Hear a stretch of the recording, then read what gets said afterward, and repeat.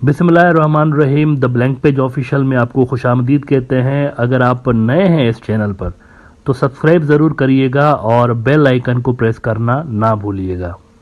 Japan के तारीखी तौर पर चाइना के साथ तो ख़राब रिलेशंस हैं ही, लेकिन रशिया के साथ भी उनके जो ताल्लुकात रहे हैं वो कोई बहुत ज़्यादा अच्छे नहीं रहे। और इसकी दो तीन अहम वजूहात हैं। जो सबसे मेन फैक्टर है वो टेरिटोरियल डिस्प्यूट है दोनों मुल्कों के दरमियान। कोरल आइलैंड्स की लंबी चेन एक ऐसी है जिस पे रशियंस का भी क्लेम है और जापानीज़ का भी क्लेम है।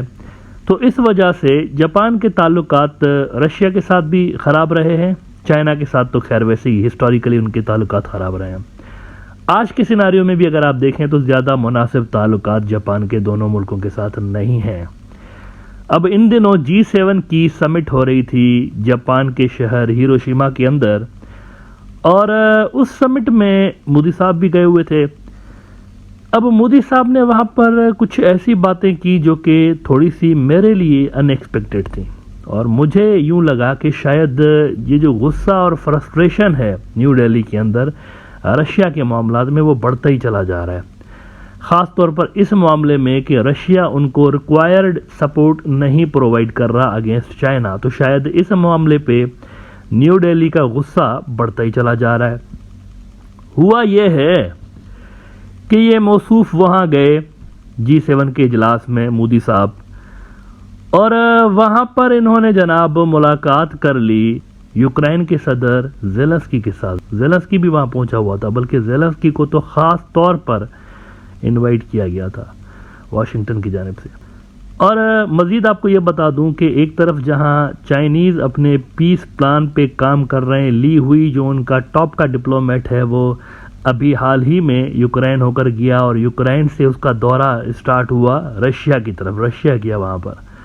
तो चाइनीज़ ज़ोरों शोर के साथ अपने पीस प्लान पे काम कर रहे हैं। तो at the same time Americans ने एक और बहुत बड़ा पैकेज अनाउंस कर दिया है हथियारों का, नए हथियारों का। इससे साफ जाहिर हो रहा है कि इधर से चाइनीज़ ने पीस प्लान पे अमल दरामद शुरू किया, उधर से अमेरिका ने जंग की स्पीड बढ़ाने की एक कोशिश की है ज़्यादा हथियार ज़ेलेंस्की को देकर। अब यहाँ पर मोदी साहब का ज़ेलेंस्की से खिताब करना, उनसे मीटिंग करना G7 के अंदर, ये सिग्निफिकेंट इसलिए भी है क्योंकि शायद रशियंस ये एक्सपेक्ट नहीं कर रहे थे। रशियंस को लग रहा होगा कि ये ऊपर ऊपर से स्टेटमेंट जारी करेंगे कि हाँ हमें कंसर्न है, नहीं होना चाहिए, वो रवायती जो जुमले होते हैं। लेकिन यहाँ पर मोदी साहब ने एक सीरियस जो है ना एक मुलाकात भी की है, और उसके अंदर जो उन्होंने स्पीच की है हिंदी ज़बान में, वो लिखा हुआ लेटर पढ़ रहे थे। बहुत सारे लोग पूछ रहे हैं, ऐसे जोक भी बना रहे हैं मोदी साहब के ऊपर कि ये हिंदी में बात कर रहे हैं फिर भी लिख के क्यों इन्होंने रखा हुआ है। तो मित्रों ये जो है ना, मैं आपको एक बात बताऊँ, ये अच्छा काम किया उन्होंने, क्योंकि देखें इस तरह अगर आप जहन से कोई बात कर रहे होते हैं तो कुछ ऐसी वैसी बातें भी निकल सकती हैं ज़बान से। अगर आप एक पेपर पे पढ़ के वेल थॉट आउट, वो कहते हैं ना, स्टेटमेंट पढ़ेंगे तो उसमें गलती की गुंजाइश कम होती है। और ये चूंकि इंडिया के लिए सेंसिटिव मैटर है, रशिया के टाइस, इसीलिए शायद मोदी साहब एक हद तक जाकर रशियंस को पैगाम देना चाह रहे थे, इससे आगे वो पैगाम नहीं देना चाह रहे थे। इन्होंने कहा कि ये जो है ना रशिया और यूक्रेन की जंग, ये मानवता का मसला है और हम इसके बिल्कुल ख़िलाफ़ हैं, ये नहीं होनी चाहिए जंग। और इंडियन मीडिया कुछ ये कह रहा है कि हमने असल में मैसेज दिया है चाइना और रशिया दोनों को। अब ये मैं पढ़ के हैरान हुआ कि इंडियन मीडिया इस तरह की ज़बान क्यों यूज़ कर रहा है। जी न्यूज़ इंडिया का बहुत बड़ा न्यूज़ आउटलेट है, इनकी ज़रा आप स्टोरी देखें, ये आज ख़बर लगा रहे हैं from Japan, PM Modi's message to Russia China on border conflicts. अच्छा, चाइना तो ठीक है, रशिया के साथ कौन सा बॉर्डर कन्फ्लिक्ट है? मतलब इससे साफ जाहिर हो रहा है असल में वो रशियंस को ये पैगाम दे रहे हैं कि हमें आपसे रिक्वायर्ड सपोर्ट नहीं मिल रही अगेंस्ट चाइना, जितना हम एक्सपेक्ट कर रहे थे। तो खटाई हमें होती हुई नज़र आ रही है दोनों के ताल्लुकात में, रशिया और इंडिया के ताल्लुकात में।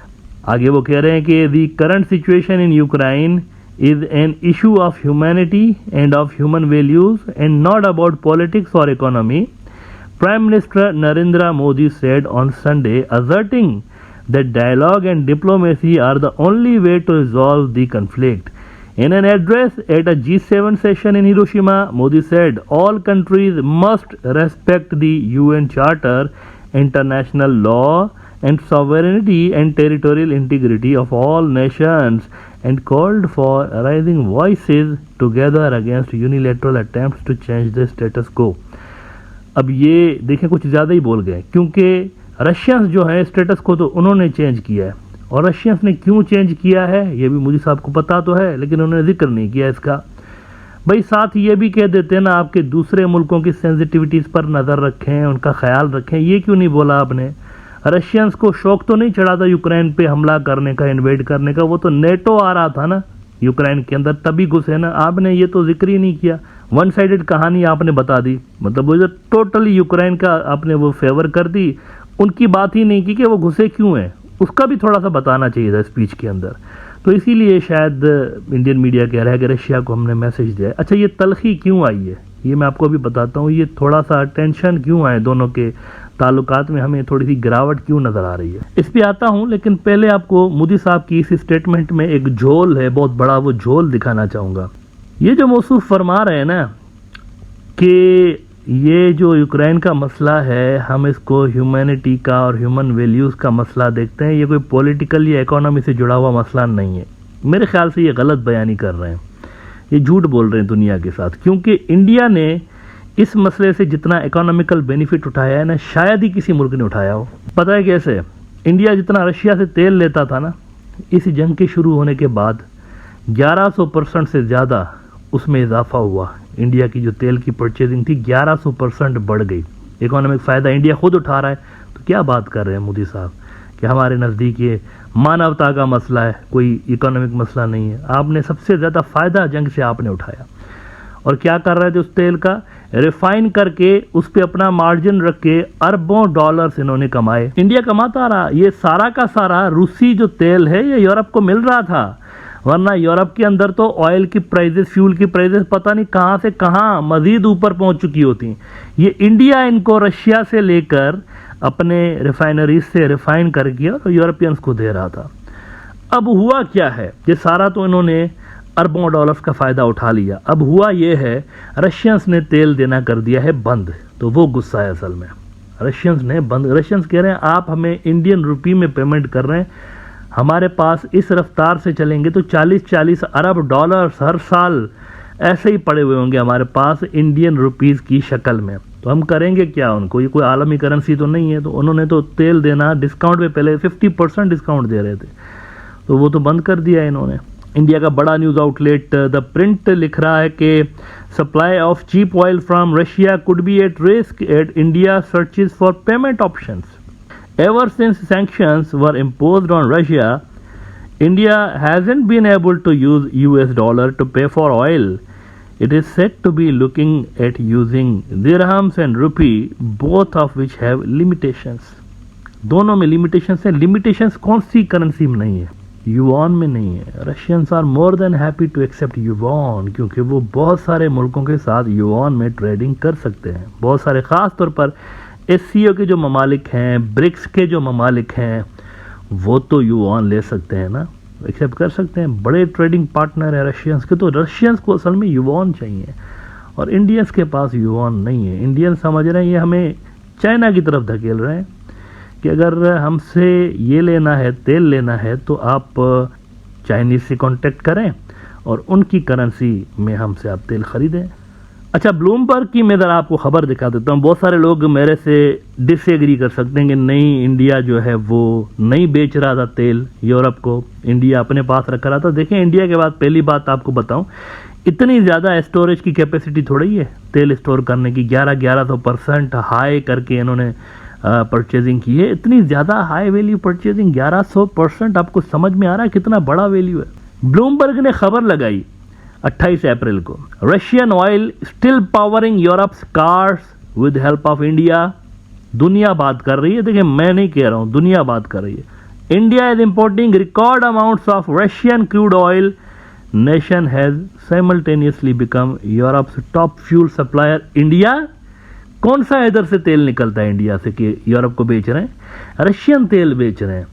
और उधर G7 में बैठ के किस सीधे मुंह के साथ झूठ बोल रहे हैं कि मानवता का मसला समझते हैं इसको। ओहो, अहिंसा, गांधी जी, वासुदेवा कुटुंबकम, फूल बहार, कलियां तितलियां, हम ना इतने छुन्ने काके हैं, हम मानवता में यकीन रखते हैं, इकोनॉमिकल बेनिफिट्स नहीं उठाते जंगों से, हम इतने अच्छे हैं, आपको क्या बताएं, बहुत अच्छे बच्चे हैं हम लोग ना, दूध पी के सो जाते हैं रात को 8 बजे, इतने अच्छे बच्चे हैं। तो ये असल में इकोनॉमिकल बेनिफिट स्टॉप हो रहा है वहां से, रशिया से, तो उसका गुस्सा है कि हमसे इंडियन रुपी क्यों हम हमसे कह रहे हैं कि दूसरी करेंसी में पेमेंट। वो गुस्सा असल में उतारा है इन्होंने ये हरकत करके। रशियंस को असल में टिपिकल गुजराती जो बिजनेसमैन होते हैं उस स्टाइल में मोदी साहब ने मैसेज दिया है कि भाइयों दोस्ती अपनी जगह, धंधो अपनी जगह। अब धंधो जो है ना वो धंधो बंद हो रहा है, अब धंधो बंद हो रहा है। उधर से रशियन ऑयल जैसे ही, EU वाले भी वैसे बड़े शातिर हैं, उन्होंने जैसे ही देखा उधर से टंकी बंद होने वाली है इंडिया के लिए रशियन ऑयल की, तो अब जाके क्या कर रहे हैं ये देखिए अल जजीरा की story. EU to curb Indian fuel imports made with Russian oil. अब देख रहे हैं उधर से बंद हो रहा है, ऑयल बंद हो रहा है, तो अब कह रहे हैं कि नहीं हम तो नहीं लेंगे। ओहो, नहीं लेंगे हम यूरोपियन यूनियन वाले जो है ना, हम उसूल पसंद लोग हैं भाई। ये क्या, हमें रशियन तेल नहीं लेना तो नहीं लेना, हम बंद कर रहे हैं इंपोर्ट इंडिया से जो रशियन ऑयल की, उस पर बैन लगा रहे हैं। सारा साल बैन नहीं लगाया, अब जब देख रहे हैं उधर से ऊपर से रशिया बंद कर रहा है तेल इंडिया का, तो अब कह रहे हैं कि हम तो बैन लगाएंगे। ये भी बड़े क्या कहें अब इसको, ब्रदर दोस्त मुल्क हैं हमारे रीजन के मुल्कों के, तो क्या कह सकते हैं इस पे। अब जाके यूरोपियन यूनियन वालों ने कहा है कि नहीं हम नहीं लेंगे। पहले बंद कर देना चाहिए था, ये पहले बंद कर देते। आप मिडल ईस्ट की तरफ उस वक्त जाते ना जब ये पीक पर था, इंडिया अरबों खरबों डॉलर्स बना रहा था इससे, आप उस वक्त बंद कर देते, आपने नहीं बंद कर। आप अभी देख रहे हैं कि उनकी सप्लाई लाइन मुतासर होने वाली है, तो अब आप कह रहे हैं कि बंद कर देंगे इंडिया से ऑयल परचेज करना। यही कुछ जो है वो वेपन्स के साथ भी हुआ है। इंडियन वेपन्स जो है ना, वो जो सप्लाई लाइन इंडिया की वेपन्स की आ रही होती है, उस पर भी संकट के बादल मंडला रहे हैं। उसमें भी रशियंस कह रहे हैं कि डॉलर भी तो बंद है हमारे ऊपर, तो हम इंडियन रुपी नहीं लेंगे, आप युवान की दूसरी करेंसी उसमें भी दें, तो वो भी गुस्सा है। तो गुस्से का इजहार अपने अंदाज में मोदी साहब ने G7 की समिट में किया है। इससे यकीनी तौर पर रशिया और इंडिया के ताल्लुकात थोड़े से डाउन होंगे।